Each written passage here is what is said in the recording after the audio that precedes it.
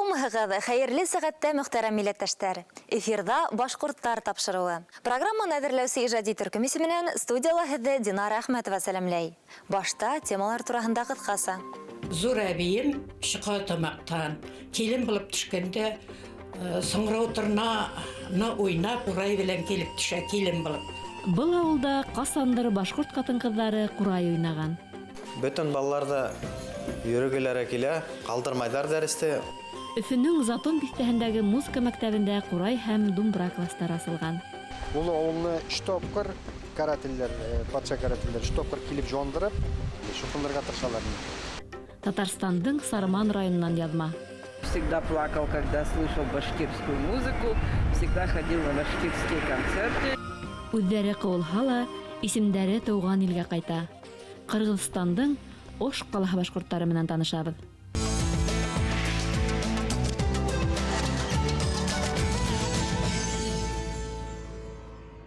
Һуңғы 20 йылда республикала ҡайһы бер ауыл клубтары, китапханалар, музейҙар ябылды.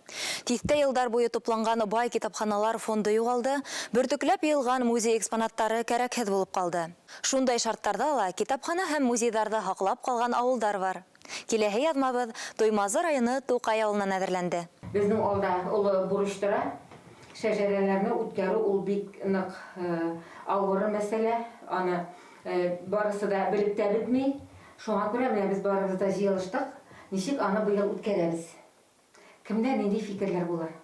Шәжәрә байрамдарын уҙғарыу тураһында хөкүмәт ҡарары ҡабул ителгәндән һуң Туҡай ауылы халҡы был сараны ихлас ҡабул итте.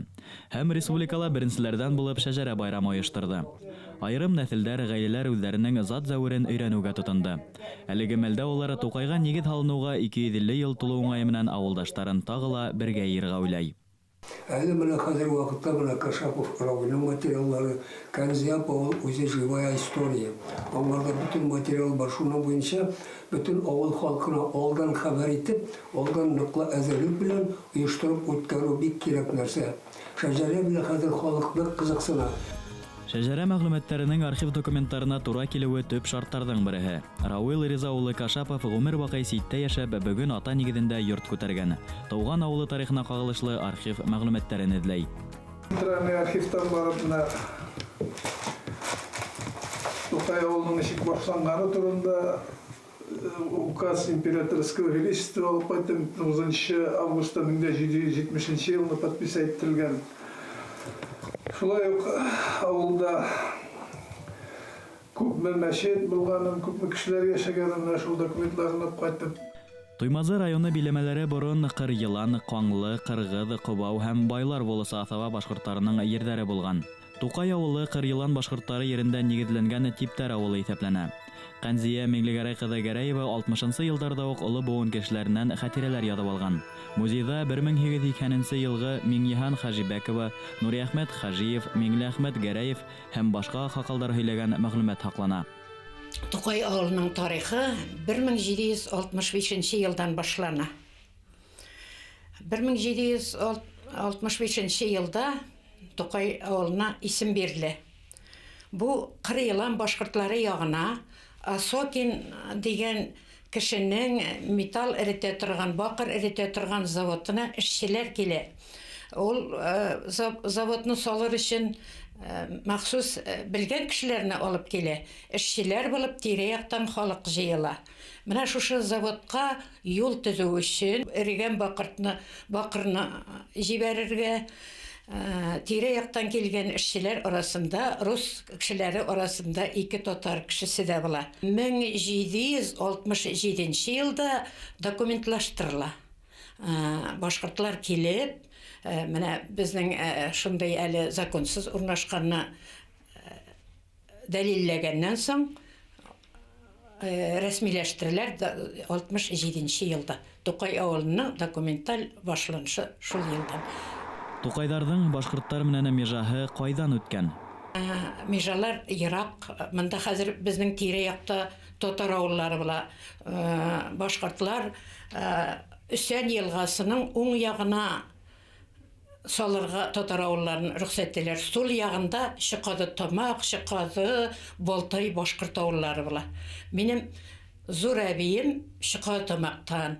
Келін болып түшкенде сыңырау тұрна ойнап, қурай білен келіп түшә келін болып.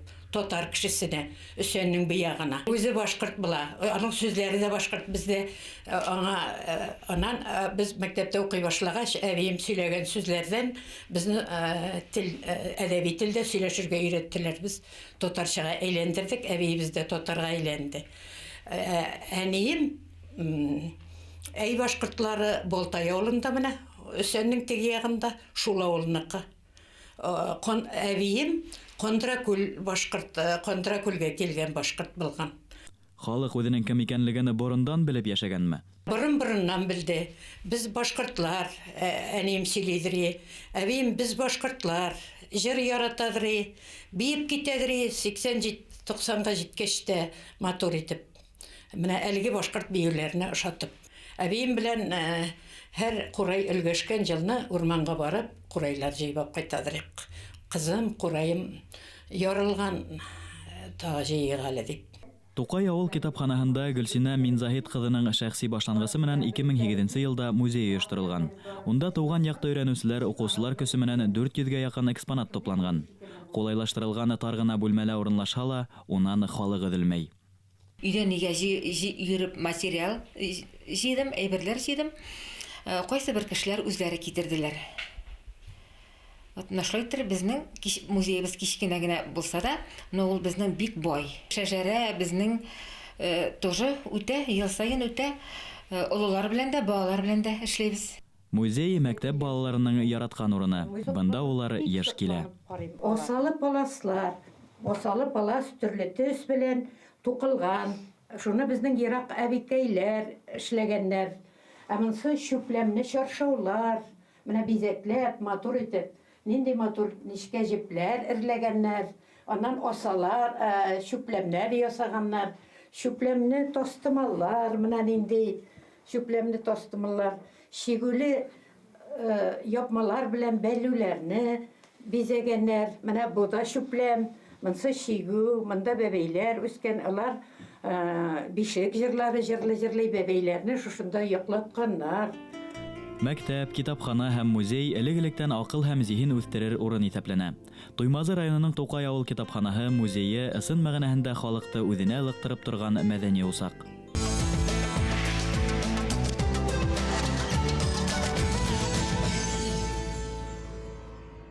Был йорттан ел әйләнәһенә йыр-моң өҙөлмәй. Балалар музыка коралдарында уйнарга өйрәнергә йөрөйөндә. Уларның кемеһенә 3 яшь, кемдер инде урта мәктәпте тамамлау алдында тора. Әмма уларның барыһында йыр-моң берләштерә. Һүҙебеҙ Өфө ҡалаһының Затон биҫтәһендә урынлашҡан 9-нчы һанлы музыка мәктәбе тураһында. Был музыка мәктәбендә бик күп сәнгать йондоҙҙары ҡабынған. Өҙҙөрөп баянда уйнаған Камил Әғәҙуллин Францияла халыҡара фестивалдә 1-нче дәрәжәле диплом яулаган йәш талант. Мәктәптең педагога эшләгән методика буйынса хәҙер кескәйҙәр хәреф һәм нота танымаҫ борон баянда уйнай башлай.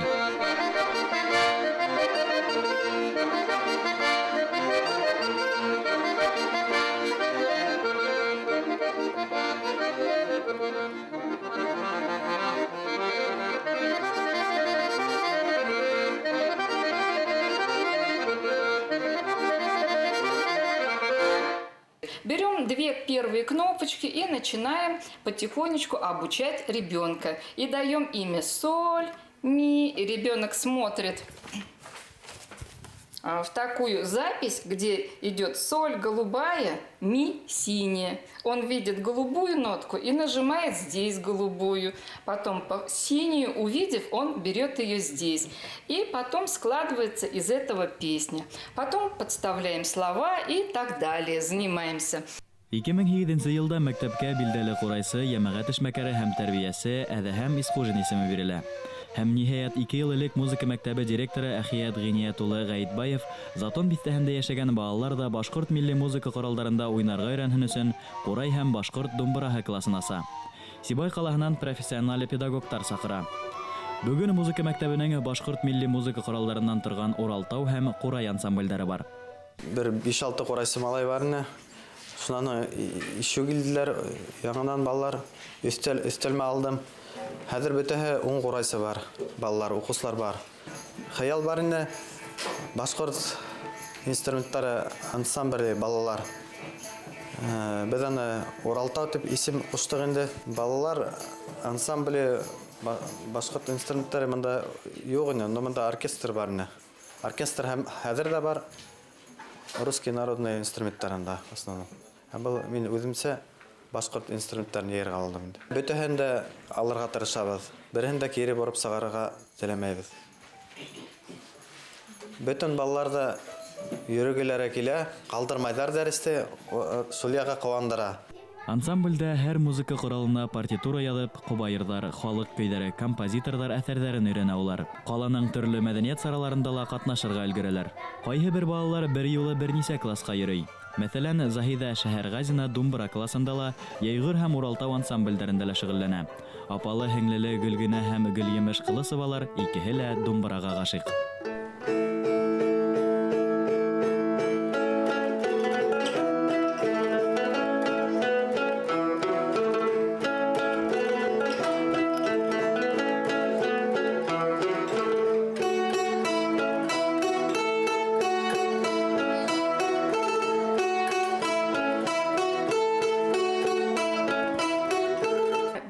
Быйыл минең апайым менән бергә конкурска катнаштык. Ул Елайыр районында үткәрелде. Был конкурс 2 турда ине. Һәм беренче турында мин башкорт көйләрен уйнадым һәм Балкантау кобаерын ярлап ишеттем. Икенче турында шулай ук башкорт көйләрен уйнадым һәм аттың ниһен хайлайһың дигән кобаер уйнап ишеттем. Бер конкурста калдырмай катнашырга тырышабыз. Кала конкурсларында Пикалинова катнашып, Шәһәргазина Заһидә икенче урын алгайны. Шуннан һоң бөтә Россия конкурсларында юный музыкант дигән үткәрелә 2 ел һәйин. Шунда катнашып, менә шулай ук Заһидә 3нче урынга лаек булды. Гөлйемеш Кылысова ул өлкән группала 3нче урын алды. Һәм Яйгыһын үткәрелгәне 85 еллыкка арналган Ишмулла Дилмөхәммәтов исемендәге конкурс булгайны башкорт халык коралдары буенча. Шунда Шәһәргазина Заһидә катнашты, беренче урын алды. Кылысова Гөлйемеш катнашты, Баһаутдинова Гөлгенә үҙе катнашты, ул икенче урын алды. Һәм үҙем дә катнаштым инде. Музыка мәктәбендә бүген 293 бала шөгыльләнә. Затон биттәһе балалары өчен бердән-бер музыка мәктәбе ул. Әлбиттә, узган буат башында төзелгән агас бина заман талаптарына җавап бирмәй. Класстар җитешмәй, шуга карамастан, онда балалар атлыгып тора. Мәктәп төзелеп ята, уның уку корпусы гына 1400 квадрат метр тәшкил итәсәк, был безнең мәктәптән 2 тапкырга күбрәк һәм айрым торган концерт залы булачак. Безнең возможностьларыбыз артасак, анда групповой занятие итеп әйтәләр русча, анда без рәссам бүлеген асып ибәргә уйлайбыз, шуннан һоң хореография классы инде. Милли байлыктарды кадерләп, башкорт рухлы балалар тәрбияләп, яңа максаттарга ынтылып эшләй Әдәһәм Искожин исемендәге 9нчы һанлы сәнгать мәктәбе.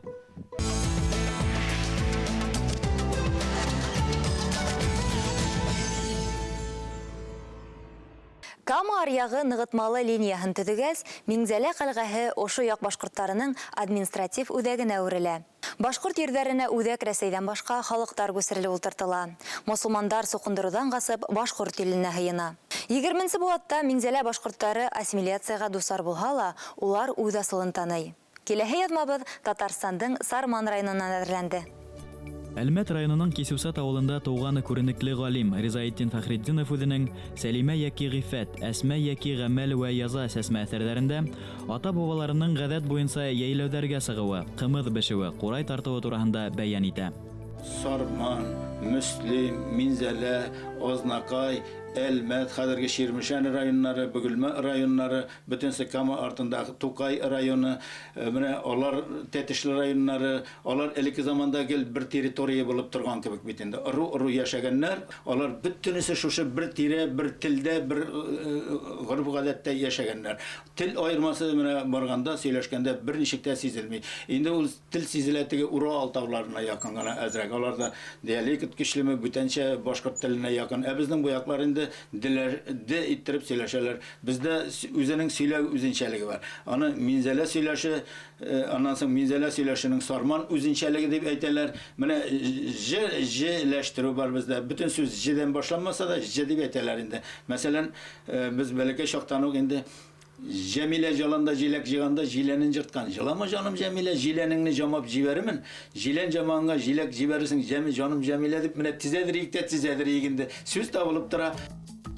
Башкортстан менән Татарстан республикаларының сиктәш биләмәләрендә күрше яшәгән ике кардәш, башкорт менән татар халкының һөйләштәре, диалекты турында тел белгечләре арасында бәхәс бер вакытта ла тынмаясак. Әмма әйле башкортларының да, Мөслим, Минзәлә, Әлмәт районнарында яшәгән Янәй башкортларының да җыны менән һөйләшкәнен берәү дә кире какмай. Сарман кырында гына Димитарлау авылы бар. Моның карасак, карый башлагач, ул гаҗәп тарих төпкеленә төшкән исемнәре шундый бер авыл икән. Ул инде менә аның кырында гына Сарманның бер Әхмәт Абыз дигән авыл бар. Аннан соң Димитарлау. Дөмәй Ишкәев дигән кеше булган. Дөмәй Ишкәев ул менә шушы Минзәлә ак тирәсендәге җирләрдә бер старшина булып та торган әле. Әхмәт Абыз аның белән бергә ул менә шушы тирәләрдәге җирләрдә, безнең тирәләрдәге җирләрдә шулай әһәмиятле урын биләгән кеше булган инде. Менә алар бергә дус булганнар. Торлау төп башлангычы менә бу башкорт урамыннан башланган инде, безнең башкорт урамы. Дөмәй Ишкәевнең утары булган инде, утары, ат утары. Бер версия киткән дә, что Торлау авылында инде как бы Торлау авылының исеме именно Дөмәй утарынан киткән. Ел вакытлар тора ул әкренләп кенә Дөмәй Торлауга әйләнгән инде. Әнвәр Әсфәндияров авылдар тарихи исемле хезмәтендә Илеш районының Кыргыз олысы Дөмәй авылы турасындагы язмаларында Минзәлә елгаһы буенда ултырган байлар яки Янәй олысының Дөмәй авылы турасында мәгълүмат бирә.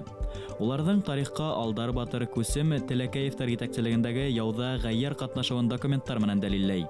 Ошо яуды бастырган комиссар Сергеевтың Минзәлә елгаһы буе Дөмәй авылын туздыруы, кешеләрен әсир итеп алып китүе хакында яза.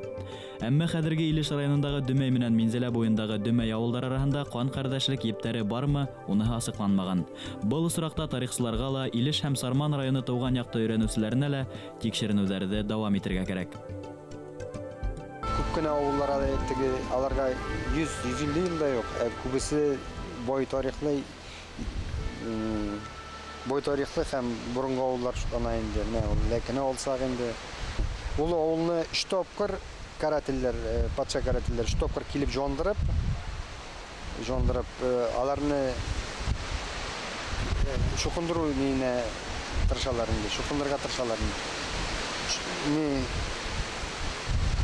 Соңгысында безнең авылга күченеп киләләр инде. Күп кенә халык динне ташламаган һәм үзләренең динне һәм Аллаһ Тәгалә тугры булган халык инде безнең авылга теге урамга күченеп кайталар инде. Бу урамда башкортлар дип әйтелә инде, минем әти бабаларым башкортлар дип әйтәм.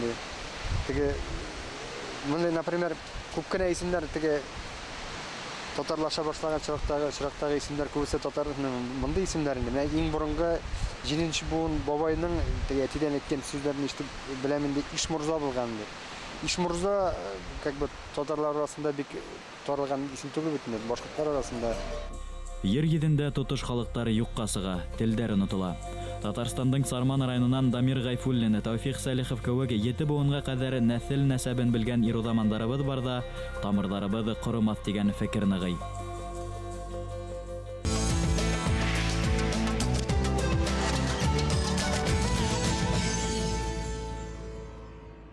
Кыргызстандың Ош калаһында яшәгән милләттәшләребез Актирмә һәм Илкәем дип аталган иҗтимагый оешмалар аша бер-бере белән бәйләнеш тота.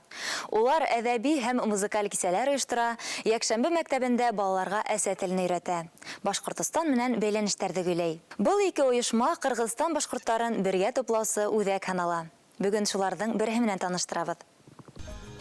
Бик үк зур кала булмаһа ла, Ош калаһын Кыргызстандың көньяк баш калаһы дип йөртәләр. Бу кала менән Башкортстанды күзгә күренмәгәне туганлык һәм дуслык ептәре бәйләй. родители попали, их прогнали, так как они оказались кулаками. Отобрали их хорошие дома, и без ничего они бежали из деревень, так как, по рассказам папы, их даже не пускали в клубы смотреть кино. Их били, колотили, но они через окна залезали и смотрели кино. Затем они убежали в Сибирь. Из Сибири в Самаркандский университет, и там они выучились, после чего их направили в Ош. Отец мой был одним из первых директоров педучилища. Дилара ханым Валиеваның картатаһын хәлле булган һәм мәдрәсәлә укыганы өчен авылдан һөргәндәр. Картатаһының тауган авылы Иделбай, Салават районының гына түгел, Башкортостандың данлы авылдарының бере, Аркавылдан аерылып нигедләнгән. Бөек Ераусы Байык сәсәндәге тауган авылы Мәхмүд тә Аркавыл Монайдан бүленеп сыккан. Сит ерләрдә гомер кисергән Валиевтарның нәселе бәлки уларга тоташырга мөмкин. И он никогда не забывал свою родину Башкирию, всегда плакал, когда слышал башкирскую музыку, всегда ходил на башкирские концерты и сам играл на мандолине, на всех инструментах. В основном башкирскую любимую музыку. Язык он не забыл, и в 97 лет прекрасно говорил, стихи читал мне на башкирском языке. Валиевтар гаиләһе Башкортостан менән бер вакытта ла бәйләнешен өҙмәгән. Дилара ханым үҙе Өфө музыка училищеһында бернисә ел укыткан. С папой всегда купались, рыбачили, восторгались природой родной Башкирии. Очень люблю Башкирию. Хотела бы там жить, но там очень холодно. Исемдәр акланып, яҙмыш ак ҡағыҙҙан яҙыла башлаһа ла, йөрәктә яра ҡала. Бөтә ил Рәсәй булып нахаҡҡа ғәйепләнгәндәрҙең һаны буйынса рәсми статистикала аныҡ мәғлүмәт килтерә алмай. Кире ҡайтарылған мөлкәт түгел, аҡланған исем ҡәҙерле халыҡҡа. Очень много родственников в Башкирии, но ни с кем нет связи. Вот так вот нас разбросала жизнь, ни за что. Дома вернули, дом до сих пор стоит, но там никто не живет. И поэтому мне очень горестно, когда хотели люди жить, у них отобрали этот дом пятистенный, деревня Аркаул. Там. Этот дом был домом культуры, а сейчас он пустует. Һуңғы һулышыма тиклем йөрүҙән буйҙары күҙ алдымда торор. Уның һыуының тәме телемдән китмәҫтәй йөрүҙән ҡыҙы Дилара Вәлиева. Башҡорттар тапшырыуының электрон архивын 3w.tv-rb.ru сайтында табырға мөмкин. Редакция менән бәйләнеш өсөн телефон 251-73-92. Беҙҙең менән Skype элемтәгә сығыу форсаты ла бар. Уның адресы Башҡорттар-TV. Теләк тәҡдимдәрегеҙҙе әле экранда күренгән emailға ебәрергә лә мөмкин. Әлегә тапшырыу тамам, килһә осрашҡанға тиклем һау булығыҙ. Донъяны башҡортса ҡарағыҙ.